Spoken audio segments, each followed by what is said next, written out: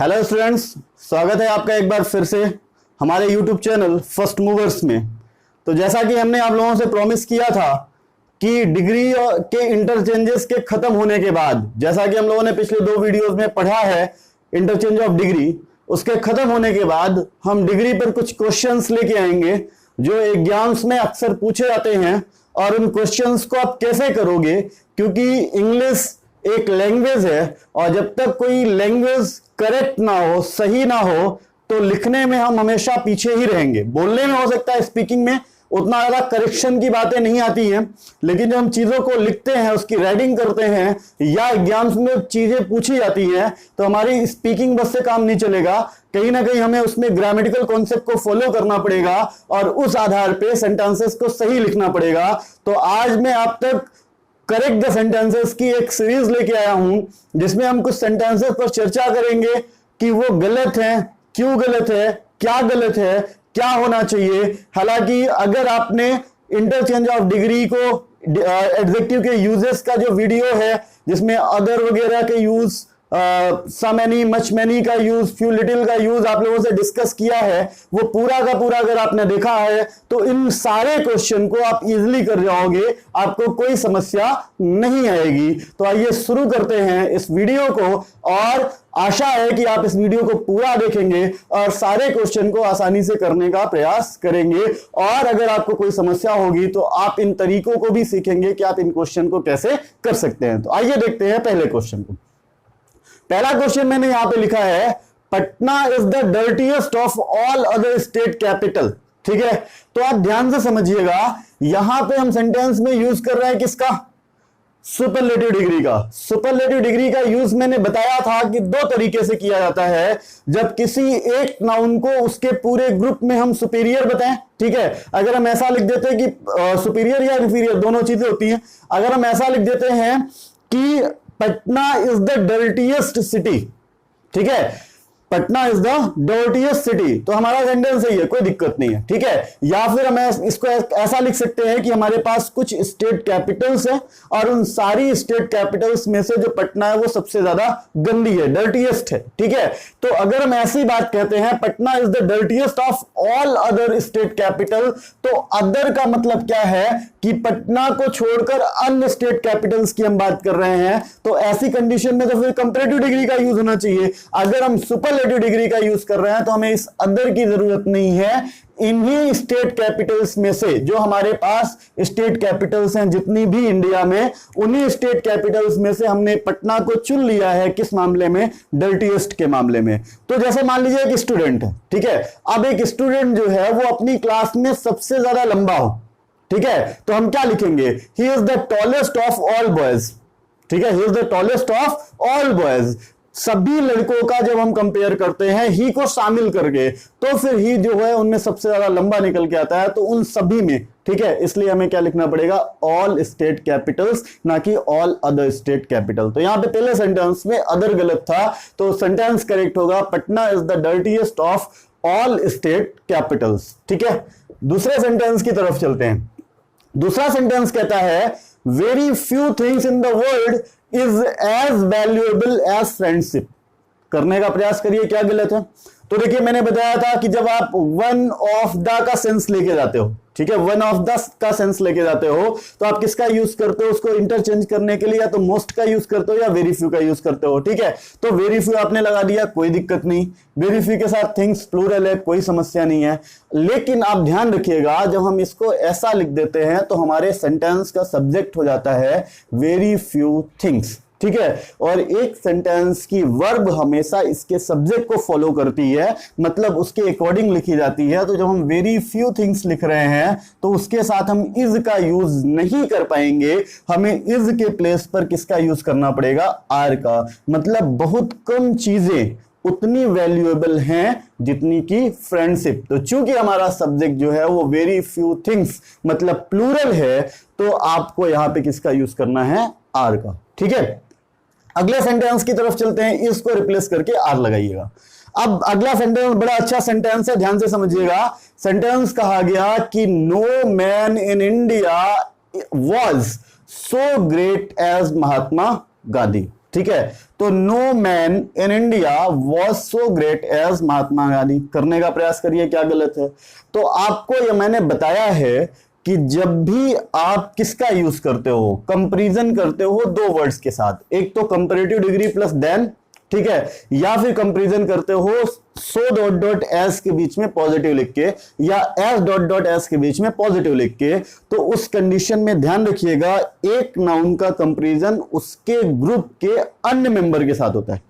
एक नाउन का कंपैरिजन उसके ग्रुप के अन्य मेंबर के साथ होता है। ये पार्ट सेकंड में डिग्री के इंटरचेंज के हम लोगों ने डिस्कस किया था, ठीक है। तो अगर हम महात्मा गांधी का कंपेयर कर रहे हैं, ठीक है, महात्मा गांधी का कंपेयर कर रहे हैं, तो महात्मा गांधी किस ग्रुप से बिलोंग करेंगे? मैन के ग्रुप से, ठीक है। महात्मा गांधी किस ग्रुप से बिलोंग करेंगे? मैन के ग्रुप से। अब जब ये मैन के ग्रुप से बिलोंग करेंगे तो महात्मा गांधी को अगर आप छोड़ दोगे तो क्या बचेगा? अदर मैन बचेंगे। क्या बचेगा? अदर मैन बचेंगे, ठीक है। ध्यान से समझ लीजिएगा, महात्मा गांधी इंडिया के हैं, बाकी के सारे लोग भी कहां के? इंडिया के हैं। यहां पे जो कंपैरिजन किया जा रहा है, तो अगर हम महात्मा गांधी को छोड़ देंगे तो ऑल मैन नहीं बचेंगे, ठीक है। ऑल मैन फिर नहीं बचेंगे क्योंकि ऑल मैन में गांधी भी शामिल होंगे।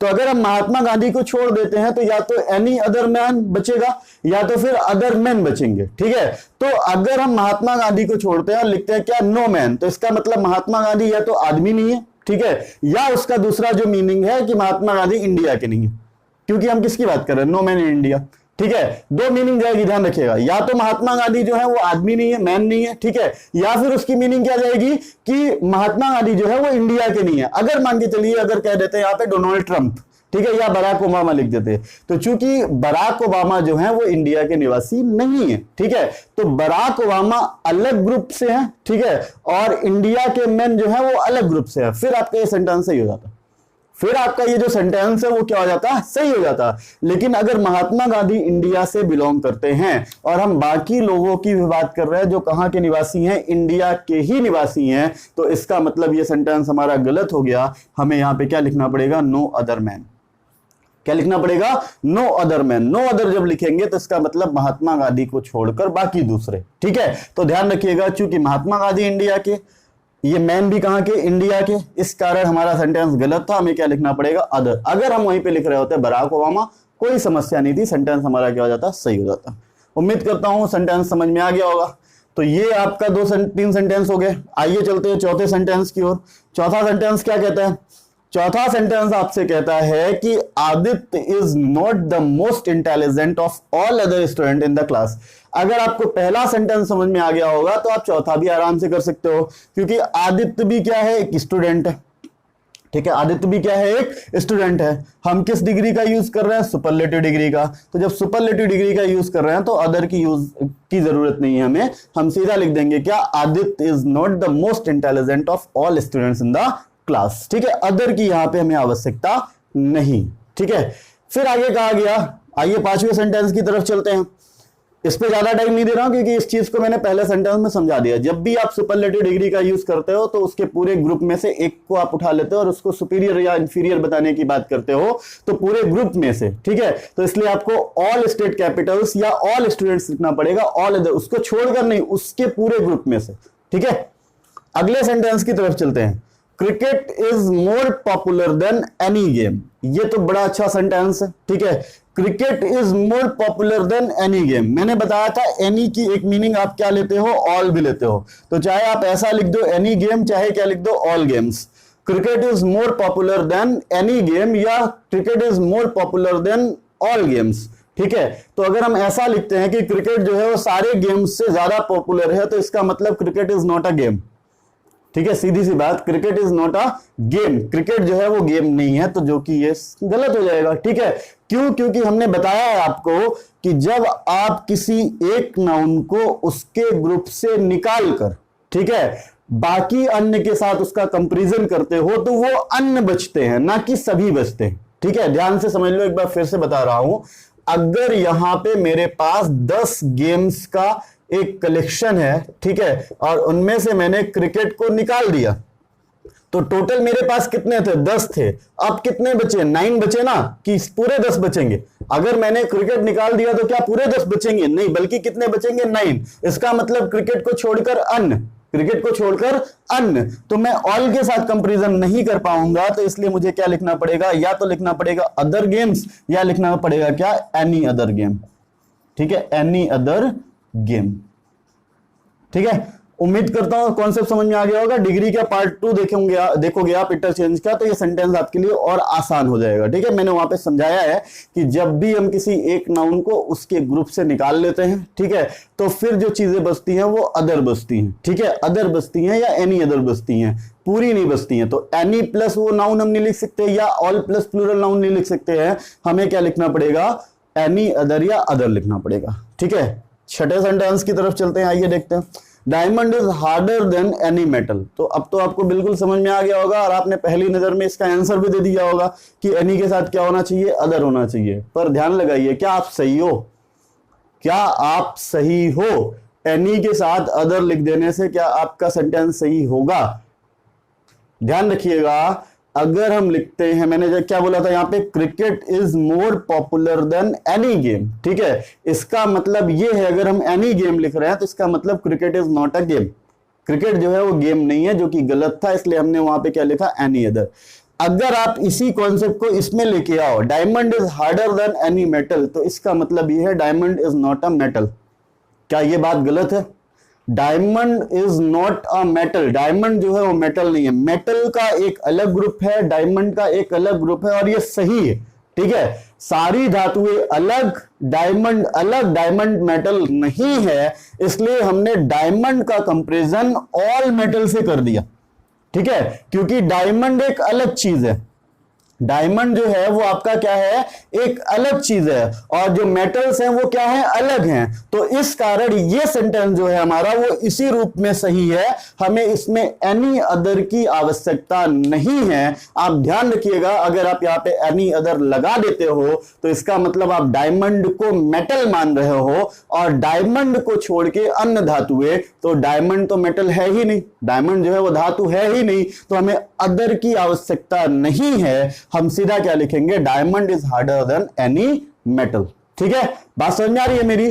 तो जब हम किसी एक नाउन को उसके ग्रुप से बाहर निकालते हैं, फिर अन्य के साथ उसका कंपैरिजन करते हैं, तो हमें अदर की आवश्यकता पड़ती है। ठीक है, लेकिन अगर कोई एक चीज है, जैसे मान के समझ चलिए कि अगर मैं बोलता हूं कि Reena is more intelligent than any boy, क्या यह सेंटेंस गलत है? Reena is more intelligent than any boy.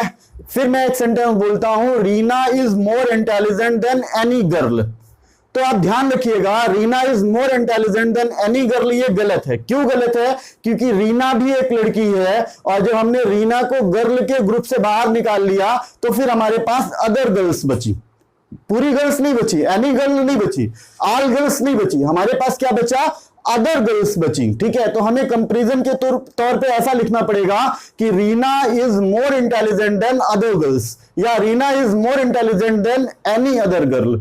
ठीक है, लेकिन अगर हम कंपैरिजन ऐसा कर रहे हैं कि Reena is more intelligent than any boy, ठीक है, तो रीना क्या है, एक लड़की है, बॉयज का ग्रुप अलग होगा, तो एक अलग नाउन का हम एक दूसरे नाउन से सीधा कंपैरिजन कर रहे हैं, हमें एनी अदर की आवश्यकता नहीं है, तो हमारा सेंटेंस सीधा क्या हो जाएगा, सही हो जाएगा। आप ध्यान रखिएगा, अगर हम किसी चीज को उसके ग्रुप से बाहर निकालते हैं, मतलब जैसे हमने इसको निकाल लिया बाहर, तो ये जो चीजें बची ना वो अदर में आएंगी, ठीक है, या एनी अदर में आएंगी। लेकिन अगर कोई चीज ऐसी है जो पहले ही उस ग्रुप से बाहर है, ठीक है, जो पहले ही उस ग्रुप से बाहर है, तो ये हमारा एक ग्रुप हो गया, ये हमारी एक वस्तु हो गई, ये इस ग्रुप से पहले ही बाहर है, तो इसमें तो अभी सारी चीजें समाहित, हमने उससे कुछ निकाला ही नहीं है, तो हम ऑल लिख सकते हैं। बात समझ में आ रही होगी मेरे हिसाब से? तो ध्यान रखिएगा, जब हमने क्रिकेट को गेम से ही निकाला था तो एनी अदर की आवश्यकता थी, लेकिन डायमंड जो है वो धातु नहीं है, तो एनी अदर मेटल की आवश्यकता नहीं है, हम सीधा एनी मेटल के साथ काम चला पाएंगे। लास्ट सेंटेंस को देखते हैं। He saw two men, one was lame and another was blind. अगर आपने यूजेज ऑफ एडजेक्टिव का पहला पार्ट देखा होगा तो आंख बंद करके आप इस सेंटेंस को बता पाओगे क्या गलत है। He saw two men, उसने कितने आदमी देखे? 2 आदमी देखे। एक कैसा था, लेम था। ठीक है, तो जब दो ही आदमी देखे हैं, एक लेम हो गया, तो जो दूसरा बचा हम उसी की आगे बात करेंगे। और आपको पता है कि जब किसी नाउन को किसी पैराग्राफ में, किसी सेंटेंस में सेकेंड टाइम रेफर किया जाए तो वो डेफिनिट होता है। और जब कोई चीज डेफिनिट हो तो हम अनदर का यूज नहीं करते, बल्कि किसका यूज करते हैं, द अदर का। तो यहां पे जो हमने अनदर लिख रखा था उसका यूज गलत है, हमें क्या लिखना पड़ेगा, द अदर।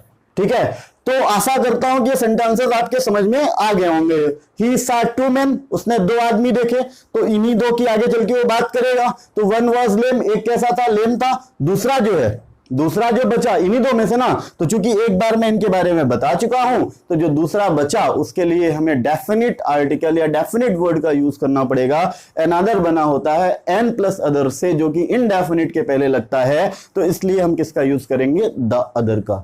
आइए चलते हैं कुछ और क्वेश्चंस की तरफ और कुछ और क्वेश्चंस देख। आइए स्टूडेंट्स कुछ और क्वेश्चंस को देखते हैं। पहला क्वेश्चन है इसमें, मतलब 7 क्वेश्चन तक हम लोगों ने डिस्कस कर लिया था, और 8वां क्वेश्चन हमारे पास आता है, he is wiser and brave than other boys. ठीक है, तो ध्यान रखिएगा, एक हमारे पास कंजक्शन होता है एंड का, और ध्यान रखिएगा एंड जो कंजक्शन होता है दो सेम कैटेगरी की, दो सेम रैंक की चीजों को जोड़ने का काम करता है। ठीक है, तो अगर हमने एंड के पहले कंपैरेटिव डिग्री लिख रखी है, तो एंड के बाद भी हमें कौन सी डिग्री लिखनी पड़ती है, कंपैरेटिव डिग्री। तो अगर हमने यहाँ पे लिखा है वाइजर, तो यहाँ पे हम ब्रेव नहीं लिख पाएंगे, हमें यहाँ पे क्या लिखना पड़ेगा, ब्रेवर। ठीक है, एंड जो है वो कोऑर्डिनेट कंजक्शन है, और जो कोऑर्डिनेट कंजक्शंस होते हैं वो जनरली सेम रैंक की चीजों को जोड़ने का काम करते हैं। तो इसका मतलब अगर हमने उसके पहले कंपैरेटिव डिग्री लिख रखी है, तो हमें उसके बाद भी कंपैरेटिव डिग्री का यूज करना पड़ेगा। तो ब्रेव गलत था हमारा, ब्रेवर लिखना पड़ेगा। सेकेंड सेंटेंस की तरफ चलते हैं। सेंटेंस नंबर 9 जो है हमारा, I asked 2 men the way to the station but none of them knew it. यहां पे ध्यान से समझिएगा, सेंटेंस कहता है I asked 2 men the way to the station. मैंने 2 लोगों से पूछा कि स्टेशन जाने का रास्ता। ठीक है, क्या पूछा, स्टेशन जाने का रास्ता। But none of them knew it, मतलब लेकिन उनमें से कोई भी नहीं जानता था। तो मैंने काम कितने लोगों से किया है, 2 लोगों से। ठीक है, मतलब ये जो नन ऑफ देम लगा हुआ है वो किसके लिए लगा है, 2 के लिए लगा हुआ है। बात समझ में आ रही है, मैंने 2 लोगों से रास्ता पूछा, लेकिन उन दोनों में से कोई भी स्टेशन जाने का रास्ता नहीं जानता था। ठीक है, तो but none of them knew it. ठीक है, तो यहाँ पे ध्यान से समझिएगा, ये जो नन ऑफ देम लगा हुआ है और 2 के लिए लगा हुआ है। 2 के लिए मैंने बताया था नन का यूज नहीं होता है, नीदर का यूज होता है। तो यहाँ पे जो हमने नन लिख रखा था वो गलत है, उसकी जगह पे हम किसका यूज करेंगे, नीदर का। आपको यूजेस ऑफ एडजेक्टिव में पढ़ाया गया है, प्रोनाउन के कॉन्सेप्ट में भी पढ़ाया गया था, जब हमने ईच एवरी इधर नीदर का यूज पढ़ाया था। तो मैंने बताया था इधर और नीदर का यूज होता है 2 में से 1 या 2 में से 1 भी के लिए नहीं। ठीक है, तो नीदर जो लगता है वो 2 में से 1 के लिए, मतलब जब दोनों कोई काम ना जानते हो तब करते हैं। ठीक है, और नन का यूज किया जाता है 2 से ज्यादा के लिए। तो यहाँ पे 2 ही लोग थे, इसलिए हम नन का यूज नहीं करेंगे, बल्कि किसका यूज करेंगे, नीदर का। ठीक है, उम्मीद करता हूं समझ में आ गया होगा। अगले सेंटेंस की तरफ चलते हैं। जब अगले सेंटेंस की तरफ चलते हैं तो मिलता है सेंटेंस नंबर 10, और सेंटेंस नंबर 10 कहता है, if you inform me your arrival time I shall come to meet you. ठीक है, अगर आप मुझे अपने आने का समय बता दोगे तो मैं आपसे मिलने आ जाऊंगा। तो यहाँ पे ध्यान से समझिएगा, मैंने बताया था योर्स जैसा वर्ड जो है वो गलत होता है हमेशा। ठीक है, आप अगर लिखते हो तो पजेसिव वर्ड आपके पास होता है योर, या पजेसिव वर्ड आपके पास है योर्स। ठीक है, पजेसिव वर्ड आपके पास है योर, या फिर पजेसिव वर्ड आपके पास क्या है, योर्स। आप इसका यूज नहीं करते हो। ठीक है, इसका यूज नहीं करते हो, ये रॉन्ग होता है। तो इसका मतलब सेंटेंस में इस वर्ड की गलती है। हमें यहाँ पे योर्स को हटा के क्या लिखना पड़ेगा, योर अराइवल। ठीक है, योर अराइवल। अब आपके मन में आ रहा होगा कि योर्स लगा दे, तो मैंने बताया था योर जो है वो एडजेक्टिव है, योर्स जो है प्रोनाउन है, प्रोनाउन के बाद नाउन नहीं आना चाहिए, जबकि यहाँ पे टाइम लिखा हुआ है। ठीक है, तो इसलिए हम इसका यूज नहीं कर पाएंगे, हमें योर का ही यूज करना पड़ेगा। अगले सेंटेंस की तरफ चलते हैं। Sentence number 11। सेंटेंस नंबर 11 कहता है आपसे, my village is richer in the area. ठीक है, कोई एरिया है, उस एरिया में मेरा जो गांव है, ठीक है, वो अमीर है। ठीक है, तो जाहिर सी बात है, रिचर का यूज कर रहे हैं तो कंपैरिजन होना चाहिए। रिचर का यूज कर रहे हैं तो क्या होना चाहिए, कंपैरिजन होना चाहिए। तो या तो सेंटेंस हमें ऐसा लिखना चाहिए कि माई विलेज इज रिचेस्ट। ठीक है, my village is the richest in the area, या तो फिर लिखना चाहिए my village is richer than any other. ठीक है, any other village in the area. ठीक है, तो या तो मुझे ऐसा लिखना चाहिए कंपैरिजन करके दूसरे गांवों से, या तो फिर मुझे सुपरलेटिव डिग्री का यूज कर लेना चाहिए कि क्या, द रिचेस्ट। तो यहाँ पे जो मैंने रिचर लिखा था, चूंकि कंपैरिजन हो रहा था लेकिन किसके साथ हो रहा है वो क्लियर नहीं है, इसलिए हम रिचर का यूज नहीं कर पाएंगे, हमें किसका यूज करना पड़ेगा, द रिचेस्ट का। ठीक है, आशा है कि ये भी सेंटेंस आपके समझ में आ गया होगा। 12वें सेंटेंस की तरफ चलते हैं। 12th सेंटेंस हमसे क्या कहता है, Australia is the smallest of all continent. ध्यान से समझिएगा, Australia is the smallest of all continents. अगर हम यहीं पे लिख देते the smallest continent, the smallest continent, तो हमारा सेंटेंस सही था, कोई समस्या नहीं होती। ठीक है, जैसे हमने बोला Mount Everest is the highest peak. ठीक है, जैसे हमने बोला Russia is the biggest country, जैसे हमने बोला Asia is the biggest continent, जैसे हमने बोला the Nile is the biggest river, कोई दिक्कत नहीं है, सारे सेंटेंस सही हैं। लेकिन अगर हम लिखते हैं the Nile is the biggest of all river, ठीक है, अब तो आपको समझ में आ गया होगा। जब मैं नील को बाकी अन्य नदियों में से, मतलब बाकी सभी नदियों में से क्या कर रहा हूं, सबसे लंबा बता रहा हूं, तो सभी नदियां आ जाएंगी उसमें। जब सभी नदियां आ जाएंगी तो सिंगुलर तो लिख नहीं पाएंगे, ऑल रिवर्स होना चाहिए। तो अगर हम ऑल लिख रहे हैं तो ऑल के बाद, वैसे भी आपको पता है कि ऑल के बाद कैसा नाउन आता है, प्लूरल, तो यहाँ पे हमें क्या लिखना पड़ेगा, कॉन्टिनेंट्स लिखना पड़ेगा। ठीक है, तो ध्यान रखिएगा, ऑल और होल में ऑल जो होता है वो प्लूरल की बात करता है, होल जो होता है वो किसी एक ही चीज के हर पार्ट की बात करता है। ठीक है, जैसे अगर हम बोलते हैं ऑल द कंट्रीज, मतलब सारे देश शामिल हो जाएंगे। अगर हम बोलते हैं होल कंट्री, इसका मतलब कोई एक ही देश होगा और उसका हर हिस्सा। ठीक है, जैसे हमने बोला ऑल द बुक्स, मतलब जितनी भी बुक्स होंगी सारी शामिल हो जाएंगी। लेकिन अगर हम बोलते हैं होल बुक, मतलब एक ही बुक होगी और उसके हर पार्ट की हम बात कर रहे होंगे। तो ध्यान रखिएगा, ऑल और होल में डिफरेंस होता है। तो ऑल के बाद प्लूरल चाहिए हमें, तो इसलिए कॉन्टिनेंट्स होना चाहिए, ना कि कॉन्टिनेंट होना चाहिए। तो ये चीज गलत थी, ये सेंटेंस हमारा सही हो गया। आइए बढ़ते हैं 13th सेंटेंस की तरफ। 13वां सेंटेंस हमसे क्या कहता है, तो सेंटेंस आया, no any other food is as delicious as the mango. ठीक है, हालांकि आपने अगर इंटरचेंज ऑफ डिग्री का सेकंड पार्ट देखा होगा, ठीक है, सुपरलेटिव से कंपैरेटिव लाना, तो आपको पता है कि हम जब चेंज करते हैं तो नो एनी का यूज नहीं करते हैं, किसका यूज करते हैं, नो अदर का, सीधा सा। क्योंकि मैंने मीनिंग में भी बताया था, नो का मतलब ऑलरेडी क्या होता है, नॉट एनी। अब अगर यहीं पे मान लीजिए नॉट एनी लगा होता तब भी गलत होता, क्योंकि अगर हम कंपैरिजन कर रहे होते हैं तो नो अदर का ही यूज करते हैं, नॉट एनी अदर का यूज नहीं करते।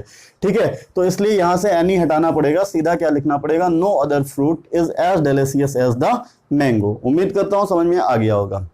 अगले सेंटेंस की तरफ चलते हैं। सेंटेंस है 14th नंबर, और 14th सेंटेंस आपसे कहता है कि Lenin was greater than most other revolutionary. अब यहाँ पे देखिए फिर से हमने किसका यूज कर लिया, मोस्ट अदर का। ठीक है, जब हमने मोस्ट अदर का यूज कर लिया तो जाहिर सी बात है अधिकांश चीजों की बात होगी, अधिकांश चीजों की बात होगी तो ये प्लूरल होना चाहिए। तो यहाँ पे जो हमने रिवॉल्यूशनरी लिखा है वो गलत है, इसकी जगह पे हमें क्या लिखना पड़ेगा, रिवॉल्यूशनरीज। ठीक है, रिवॉल्यूशनरीज। ठीक है, हमें वाई को हटा के ये सेट करना पड़ेगा, प्लूरल फॉर्म लिखना पड़ेगा, क्योंकि मोस्ट अदर के बाद ऑलरेडी कौन सा फॉर्म आता है, प्लूरल आता है। लास्ट सेंटेंस की तरफ चलते हैं आज के इस वीडियो के, और लास्ट सेंटेंस आपसे कहता है कि very few country in the world is as rich as America. ठीक है, ये सेंटेंस मैंने अपने इंटरचेंज में भी आप लोगों को समझाया था कि इसका आप कैसे इंटरचेंज करोगे। ठीक है, तो ध्यान से समझिएगा, very few country in the world is as rich as America. तो पहली चीज तो ये देखो, यहाँ पे हमने किसका यूज किया है, फ्यू का। मेरे द्वारा जो यूजेज ऑफ एडजेक्टिव का पार्ट बनाया गया था, वीडियो बनाया गया था, उसमें एक वीडियो था फ्यू लिटिल का। ठीक है, और मैंने बताया था कि फ्यू के बाद जब भी आप कोई काउंटेबल नाउन लिखते हो वो हमेशा प्लूरल लिखा जाता है। तो यहाँ पे जो मैंने कंट्री लिखा है वो गलत है, उसकी जगह पे मुझे क्या लिखना पड़ेगा, कंट्रीज लिखना पड़ेगा। Very few countries in the world. ठीक है, अब देखिए, जब मैंने वेरी फ्यू कंट्रीज कर दिया तो सेंटेंस में भी और गलती है। जब मेरा सब्जेक्ट प्लूरल हो गया, पिछले क्वेश्चन में भी हमने एक ऐसा क्वेश्चन डिस्कस किया था, जब मेरा सब्जेक्ट प्लूरल हो गया तो हम इज का यूज नहीं कर पाएंगे, किसका यूज करना पड़ेगा, आर का। तो इस सेंटेंस में दो गलतियां थी, पहली थी फ्यू के बाद कंट्रीज होना चाहिए, ठीक है, और दूसरी थी इज के प्लेस में आर होना चाहिए। ठीक है, तो इस तरीके से हमने आज एडजेक्टिव की क्वेश्चन सीरीज में, डिग्री की क्वेश्चन सीरीज में 15 सेंटेंसेस को डिस्कस किया है, उम्मीद करता हूं कि इन 15 सेंटेंसेस ने पीछे के वीडियोस में पढ़ी गई आपकी क्लियरिटी का उपयोग किया होगा, ठीक है, और आप उन चीजों के आधार पे इन सेंटेंसेस का करेक्ट आंसर देने में सफल भी रहे होंगे। अगर किसी सेंटेंस को लेके आपके पास प्रॉब्लम भी रही होगी तो मैंने सारे क्वेश्चन के रीजन के साथ डिस्कस किए हैं, तो उम्मीद है कि वो प्रॉब्लम भी आपकी दूर हो गई होगी। अगर अभी भी आपको इन सेंटेंसेस में से किसी सेंटेंस में कोई समस्या है तो आप हमारे कमेंट बॉक्स में कमेंट करके इन्फॉर्म कर सकते हो। उम्मीद करेंगे कि आपकी उस प्रॉब्लम को दूर किया जाए, ठीक है। तो मिलते हैं आगे की वीडियोस में। आशा है कि आप हमारे सारे वीडियोस को बेहतर ढंग से देखते होगे, सीखते होगे और सीख कर अपने ज्ञान को बढ़ाने का प्रयास कर रहे होगे। धन्यवाद।